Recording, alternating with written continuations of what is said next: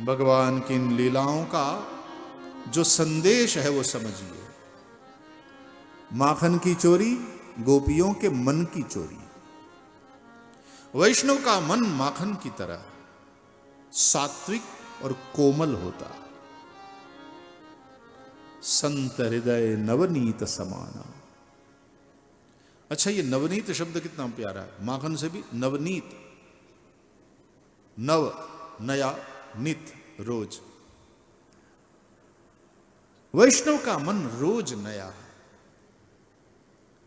मन पुराना न हो, यानी पुरानी बातों में, भूतकाल की बातों में फंसा हुआ और उसके शोक में ही रत, ऐसा मन तो बासी खट्टे माखन की तरह है। कन्हैया को बासी और खट्टा माखन अच्छा नहीं लगता, ताजा।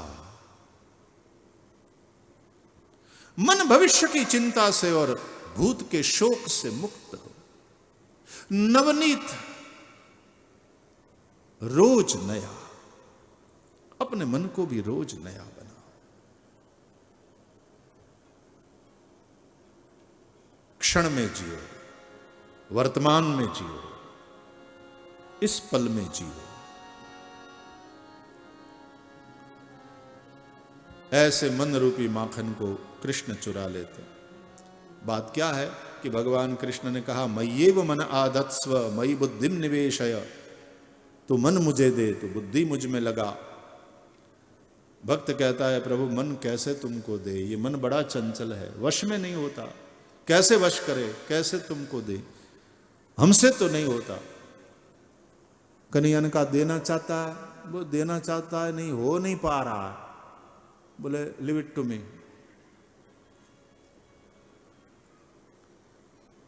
तू मन मुझ में नहीं लगा सकता, मैं तेरे मन को चुरा सकता हूं, मेरे पास वो सामर्थ्य है। इसलिए भगवान ने माखन चोरी के द्वारा मन को चुरा लिया। चंचल मन को वशीभूत करके भगवान में लगाना योगस चित्तवृत्ति निरोधः। चित्तवृत्ति का निरोध योग कहलाता। जन साधारण के लिए उस चंचल मन को वश करके भगवान में लगाना कठिन है, लेकिन प्रेम है परमात्मा के प्रति, भगवान ही मन को चुरा लेते। माखन चोरी मन की चोरी, चित्त चोर है कन्हैया।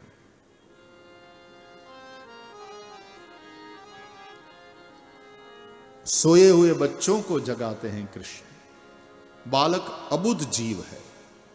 मोह की रात्रि में सोए हुए अबुद्ध जीवों को भगवान जगाते हैं। पहले तो वचन से जगाते हैं, जागो, उठो, उत्तिष्ठत जाग्रत प्राप्य वरान निबोधत। कृष्ण के वचन यानी भगवत गीता, उससे जगाते हैं। लेकिन मोह की रात्रि में सोए हुए जीव, अबुद्ध जीव जागते नहीं, तो भगवान कभी कभी झकझोरते हैं कि जाग भैया उठ। कुछ झकझोरने वाली घटना घट जाती है जीवन में, तथापि कहीं जड़ नहीं जागते तो कृष्ण चिकुटी काटते हैं कि उठ। ये कृष्ण की कठोर कृपा कि करोड़पति से रोड़पति बन गए अचानक।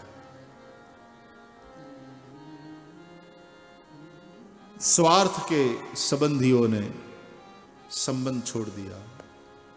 अब कोई नहीं पूछता, अब कोई घर नहीं आता। धीरे धीरे समझ में आ गया कि सच्चा स्वामी संबंधी केवल भगवान ही है। चिकुटी काटते हैं, ये कठोर कृपा है।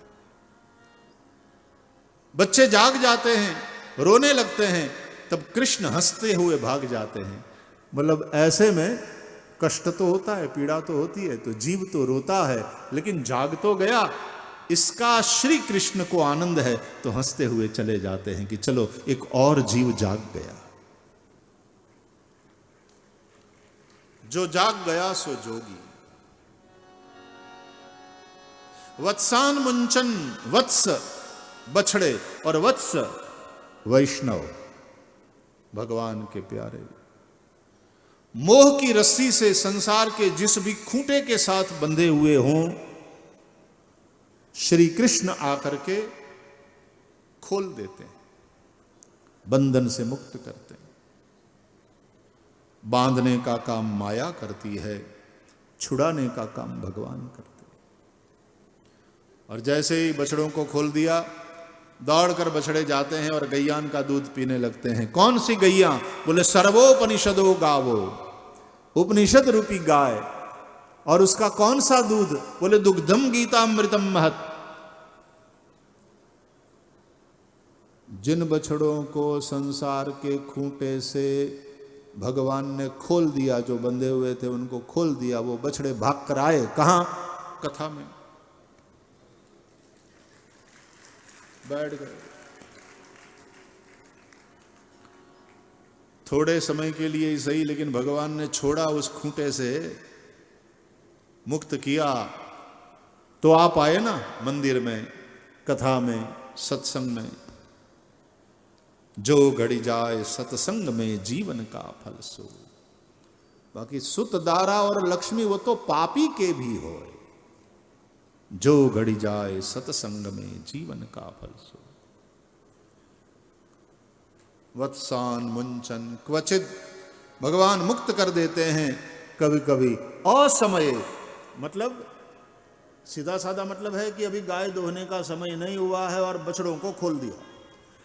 लेकिन इसका गूढ़ार्थ है कि असमये मतलब अभी उसके मुक्ति के लिए उसको योग्यता नहीं बनी है, ऐसी कोई पात्रता नहीं कि उसको मोक्ष दे दिया जाए, संसार से मुक्त कर दिया जाए। लेकिन भगवान की एक कृपा है, कृपा हमेशा हट करके होती है। नियम पूर्वक ही चलना हो तो कृपा की क्या जरूरत है? जो पास हो गया अपने से, तो पास हो गया, उत्तीर्ण हो गया, उसको कृपा अंक की क्या जरूरत है? लेकिन कृपा वाले अंक दे करके उसको उत्तीर्ण कर देना। तो क्वचित असमय, नॉट ऑलवेज बट क्वचित, कभी कभी, समटाइम्स, असमय, अभी मुक्ति के मोक्ष के लायक नहीं बना है वह जीव, तथापि भगवान कृपा करके उसको मोक्ष दाता, मोक्ष प्रदाता बन जाते हैं, उसको मुक्ति दे देते।